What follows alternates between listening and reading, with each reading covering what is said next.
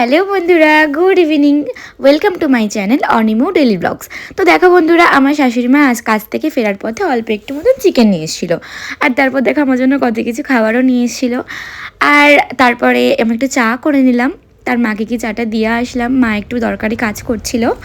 আর তারপরে আমি চিকেনটাকে ভালো করে ধুয়ে পরিষ্কার করে নিচ্ছি। আজকে আমার খুবই চিকেন খেতে ইচ্ছা করছিলো, আজকে যেহেতু একটু নিরামিষ হয়েছিল আর আমার খুব চিকেন খেতে মন করছিল, ওই জন্য মা একটু অল্প একটু চিকেন নিয়ে আসলো। আর তারপর দেখো আমি ভালো করে পরিষ্কার করে চিকেনটার মধ্যে নুন, হলুদ, লঙ্কার গুঁড়ো, তারপরে অল্প একটু সর্ষের তেল দিয়ে ভালো করে ম্যারিনেশন করে নিলাম। তারপর দেখো পেঁয়াজ, ক্যাপসিকাম, টমেটো, আদা, রসুন, লঙ্কা, আলু সবই কেটে নিলাম। তারপরে তেল গরম হওয়ার পর গোটা গরম মশলা আর তেজপাতা দিয়ে আলুটা ভেজে তুলে নিচ্ছি। তো তারপর পেঁয়াজ, টমেটো, ক্যাপসিকাম, আমি একটু ক্যাপসিকাম দিয়ে না খেতে খুব ভালোবাসি চিকেনটা। তো তারপর ওর মধ্যে আদা, রসুন, কাঁচা লঙ্কা, শুকনো লঙ্কা দিয়ে ভালো মতন পেস্ট করে নিচ্ছি। তো আদা রসুনের পেস্টটা পেঁয়াজ, ক্যাপসিকাম, টমেটোর মধ্যে দিয়ে ভালো করে একটু নাড়িয়ে নিচ্ছি।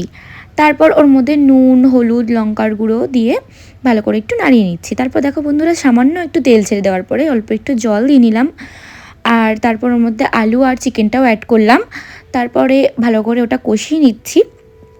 তো তারপরে কষানোর ফলে একটু সামান্য তেলও ছেড়ে নিয়েছে। তারপর একটু চালটা ধুয়ে নিচ্ছি, কারণ ভাতটা বসিয়ে দেবো তাই। আর ভাতটা ইন্ডাকশানটা অন করে দিলাম, ভাতটা আস্তে আস্তে হতে লাগুক। তো দেখো তারপরে তেলটা ছেড়ে দেওয়ার পরে সামান্য একটু জল দিয়ে নিলাম। তো আমি না বেশি ঝোল পছন্দ করি না, আমি একটু সামান্য একটু কষা কষাই ভালো লাগে।